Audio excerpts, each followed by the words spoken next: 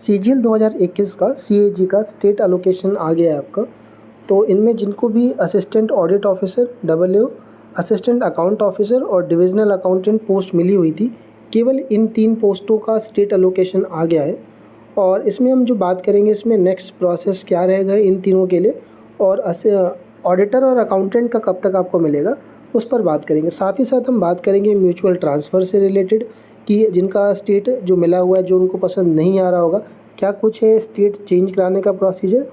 और हम बात करेंगे सीजीएल 2022 के लिए कि 2022 का कब तक आप उम्मीद कर सकते हो, क्योंकि आज एक नोटिस डाला गया है आपको, मतलब नोटिस 20 तारीख का है वो, कि वैकेंसी मांगी गई है, तो उस पर भी हम बात करेंगे। आगे बढ़ने से पहले मैं आपसे एक बार रिक्वेस्ट करूँगा कि आपको जो भी स्टेट मिला हुआ है या जो पोस्ट मिली हुई है, आप एक बार कमेंट सेक्शन में बताइएगा यूट्यूब पे। और जो लोग बहुत टाइम से जुड़े हुए थे, क्या आपको अपनी डिज़ायर स्टेट मिली है, एक बार मुझे ज़रूर बताइएगा। तो ये जो पहली लिस्ट आपकी डाली गई है वो आपकी डिविजनल अकाउंटेंट से रिलेटेड है। तो डिविजनल अकाउंटेंट में 158 कैंडिडेट सेलेक्टेड थे आपको, और इनको स्टेट एलोकेशन आपको यहाँ पर ये मिल जाएगा। अब क्या प्रोसीजर रहेगा आगे का मैं आपको बताता हूँ।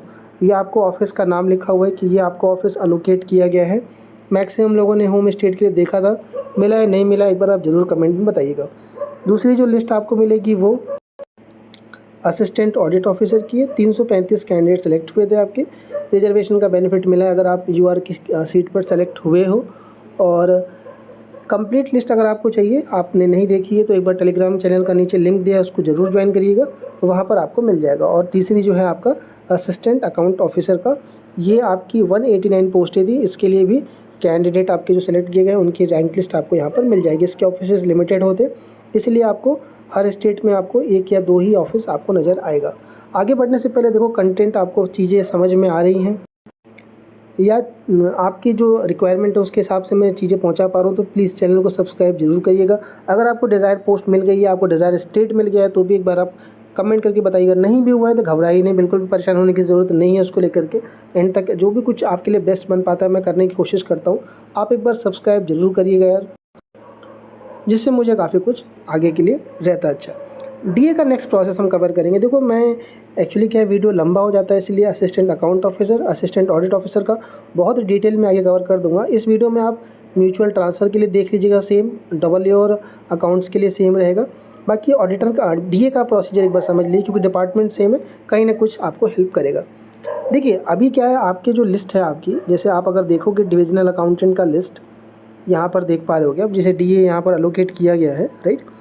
तो आप जो भी आपको ऑफिस यहाँ पर एलोकेट किया गया है, जैसे मान लीजिए मैं यूपी का ही लेके चलता हूँ, ये तो PAGANE 2 उत्तर प्रदेश प्रयागराज। तो जो अभी ऑफिस आपको मिला हुआ है, अब आगे का क्या प्रोसीजर है आपका, कि वहाँ से आपको ऑफ़र ऑफ अपॉइंटमेंट और ऑफ़र ऑफ एक्सेप्टेंस लेटर वहाँ से जारी किया जाता है, वहाँ से आपके एड्रेस पर आएगा। अच्छा, ये लेटर के बारे में जो वो है, हो सकता है कि वहाँ से दूसरे स्टेट में कोई और एक दूसरा लेटर आ जाए, कैरेक्टर भी आ जाए आपको, लेकिन एक मैं पर्टिकुलर यूपी का बता रहा हूँ आपको, उससे आप आइडिया ले लीजिएगा।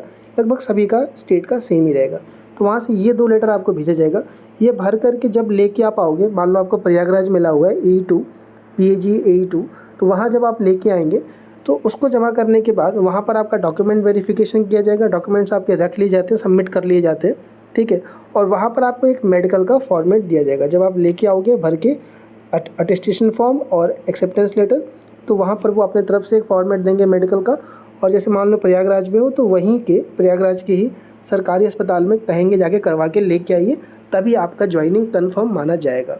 तो जब आप वो लेके जाते हो, तो वहाँ का जो सरकारी अस्पताल है, वहाँ पर टेस्ट जो होते हैं आपके, ये ला करके कराने में, अगर हम बात करें टेस्ट कौन कौन से होते हैं, तो सिंपल जो नॉर्मल आप अगर कभी करवाए हो तो blood test, urine test, ECG, eye test, फिर ब्लड का होता है, वो हड्डी का होता है आपका, कान, आँख, नाक, गला का होता है, ENT कहते हैं उसको, उसका आपका टेस्ट होता है।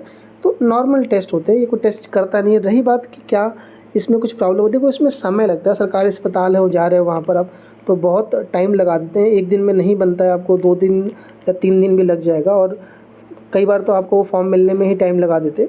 तो मेडिकल सर्टिफिकेट बनवाने में समय लगेगा, लेकिन प्रोसीजर में कोई दिक्कत नहीं है आपको, कोई बहुत ज़्यादा डीप चेकिंग नहीं होती। कई कैंडिडेट के मैसेज हैं कि सर मेरे को ये प्रॉब्लम, ये बीमारी, मेडिकल को लेके काफ़ी ज़्यादा मैसेज पड़े हुए हैं, लेकिन आप इस चीज़ को बिल्कुल लेके रिलैक्स रहिए। चाहे आप आप कोई भी तरह की उससे गुजरे हो। कई लोग का सर्जरी का भी है कि सर स्टोन का सर्जरी हो रखा है, तो कुछ भी घबराने की ज़रूरत नहीं है आपको, राइट। तो वो आपका हो जाएगा, इसमें टाइम लगेगा। उसके बाद जब आप करा के लेके आओगे तो आपका कन्फर्मेशन हो जाता है। फिर अगले दिन आपको डिस्ट्रिक्ट का ऑप्शन भरना होता है। जैसे प्रयागराज आपको मिला है तो आपकी पोस्टिंग प्रयागराज वाले ऑफिस में नहीं रहेगी। यूपी के हर एक डिस्ट्रिक्ट में लगभग मान के चलिए इनके ऑफिसेस रहते हैं। एक्चुअली क्या है कि आप स्टेट के ऑफिस में काम करते हो, होते आप सेंट्रल के एम्प्लॉय हो। जैसे कि सिंचाई विभाग हो गया आपका, पीडब्ल्यूडी हो गया आपका, रूरल डेवलपमेंट हो गया। इन विभागों के अंदर आप अपॉइंट किए जाते हो, तो इनके लगभग हर ज़िलों में ऑफिसेस रहते हैं, हर डिवीज़न इनके बने होते हैं। तो आपसे 4 ज़िलों का ऑप्शन मांगा जाएगा। आप 4 ज़िले भर के दीजिए कि कौन सा ज़िला आपको चाहिए। तो जनरली बंदा वही भर के देता है जहाँ से वो बिलोंग कर रहा है या आसपास के, राइट, या आसपास नहीं तो जहाँ पर उसके जानने वाले रहते हैं। तो 4 ज़िले जो भर के देते हैं उन्हीं के अकॉर्डिंग आपको वो देते हैं, उन्हीं में से कोई एक देते हैं। अगर मान लीजिए कि चारों में वैकेंसी नहीं हुई, जैसे प्रेजेंट का अगर मैं बताऊँ आपको, तो अभी यूपी जो वेस्ट वाला इलाका है, जैसे कि मेरठ, गाज़ियाबाद, आगरा, थोड़ा सा वहाँ पर स्ट्रेंथ ज़्यादा है, लोग भरे हुए हैं वहाँ पर। तो अगर वो नहीं मिलता आपको, तो उस केस में क्या होता है कि जैसे मान लीजिए आपने आगरा भर के दिया हुआ है, राइट, तो आगरा में नहीं तो आगरा के पास के कोई ज़िले को आपको अपॉइंट कर सकते हैं, या जो उससे सबसे क्लोज़ होगा।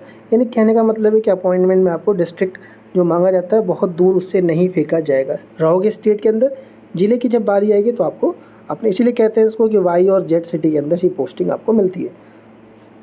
अब सवाल उठता है कि सर डिवीज़न, जैसे कि सिंचाई विभाग हो गया, रूरल डेवलपमेंट हो गया, पीडब्ल्यू कौन सा देंगे, तो वो अपने हिसाब से देते हैं, राइट। जैसे मान लीजिए आप प्रयागराज में अपॉइंट हुए और आपकी पोस्टिंग बनारस में वो कर रहे हैं या फिर आगरा में कर रहे हैं आपकी पोस्टिंग, तो आगरा में आपको वो रूरल डेवलपमेंट दिया या इरिगेशन दिया, वो डिसाइड करता है एजी, यानी पीएजी AE2 डिसाइड करेगा आपका, राइट। और जनरली आपको जो डिविजनल अकाउंटेंट होते हैं इसमें कई तरह के बजट होते हैं। एक जिसमें बजट ज़्यादा चाहिए होता है, जैसे पीडब्ल्यूडी का बजट हैवी होता है आपका।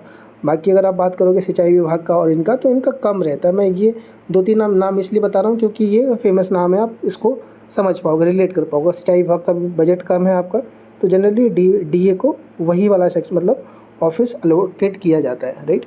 जब आप प्रमोट होगे, जब आपकी एक्सपीरियंस बढ़ेगा, तब आपको बजट उसी के हिसाब से अलोकेट किया जाता है, मतलब वो ऑफिस दिया जाता है जहाँ पर बजट ज़्यादा है, क्योंकि आपको बिल साइन करने होते हैं, ठीक है। अब जब ज़िला मिल जाएगा तो वहाँ के डिवीज़न में आपको रिपोर्ट, मान लीजिए आपको बनारस मिला या आपको आगरा मिला, तो वहाँ के डिवीज़न पर आपको जाकर रिपोर्ट करना पड़ेगा। मान लीजिए आपको इरिगेशन मिला है तो वहीं पर जाकर के आपको डिपार्टमेंट में ज्वाइन करना होगा, वहीं पर आपको बैठ के काम करना होता है।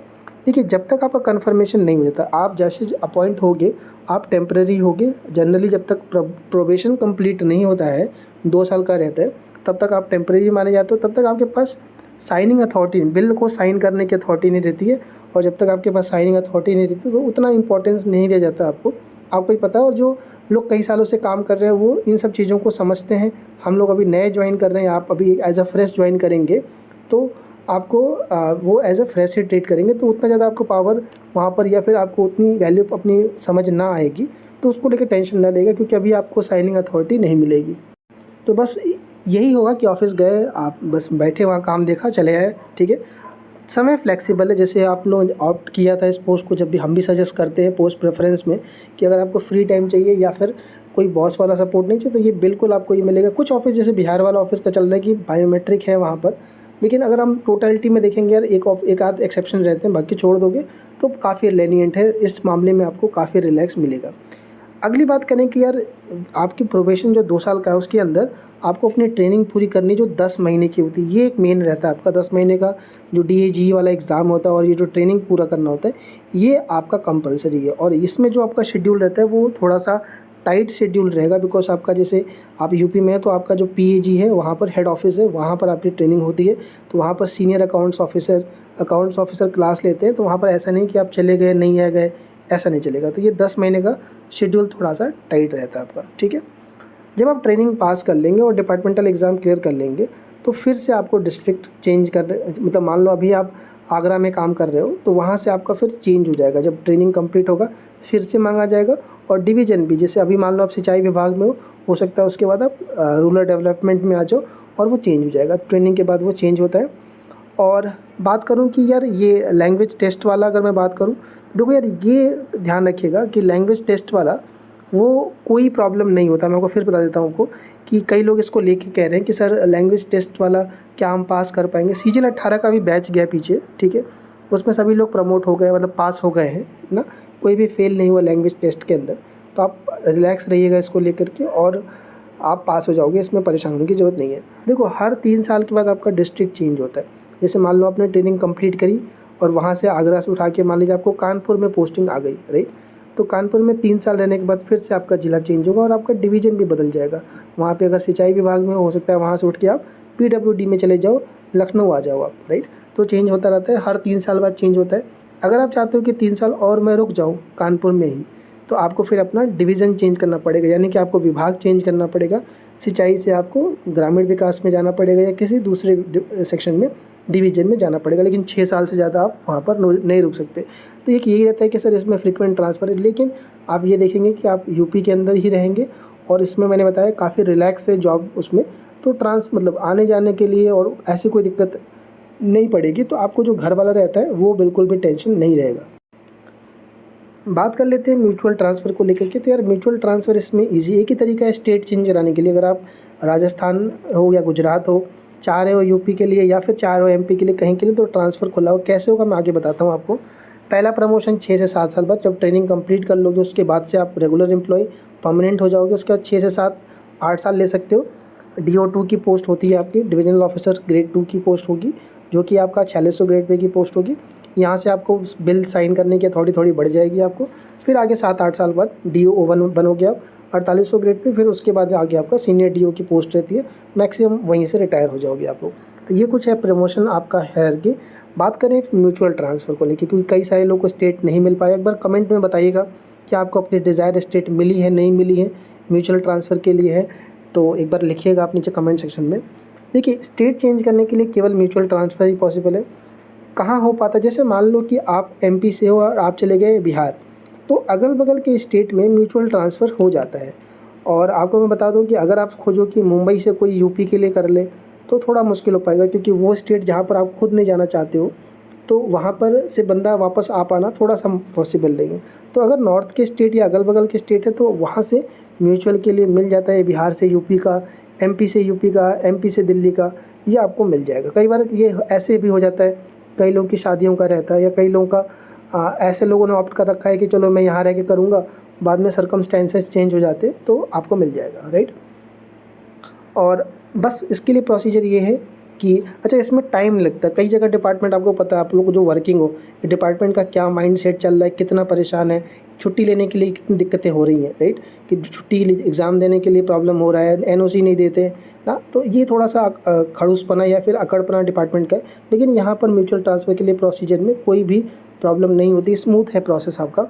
अगर आपको कैंडिडेट मिल जाता है, रेडी है, तो आपका प्रॉब्लम हो जाएगा। इसके लिए अलग अलग ग्रुप बने हुए सोशल मीडिया पर, और आपको वहाँ पर एक्टिव रहना पड़ेगा। पोस्ट करोगे, चीज़ें मिल जाएंगी, कैंडिडेट आपको मिल जाएगा उसके आपके रिक्वायरमेंट के अकॉर्डिंग। तो आप उससे बात करके और आप उसके हेड हायर अथॉरिटी से, अपने हायर अथॉरिटी से प्रॉपर चैनल के थ्रू जब मूव करोगे आप, तो ये हो जाएगा।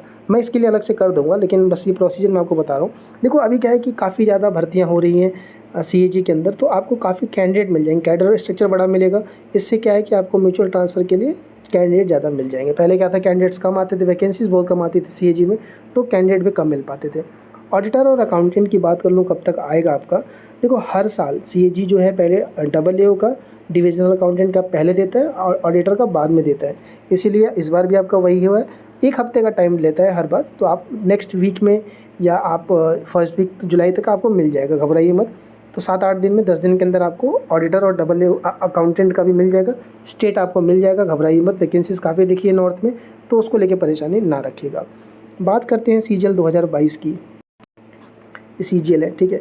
देखो 2021 की अगर हम बात करें तो उसमें 3 महीने लग गए। 17 मार्च को रिजल्ट आया था, आप अभी इस टाइम पर 24 मार्च के आसपास हो, 25 मार्च के आसपास, तो इतना लगा। लेकिन अभी देखो CGL 2022 को स्पीड करने के लिए, क्योंकि मिशन मोड चल रहा है, एक नोटिस आज जारी किया गया है कि आप 1 जुलाई 2023 तक का स्टेटस बताइए। CAG हेडक्वार्टर ने भेजा है और सभी रीजनल ऑफिसर्स को कि आप बताइए क्या स्टेटस है।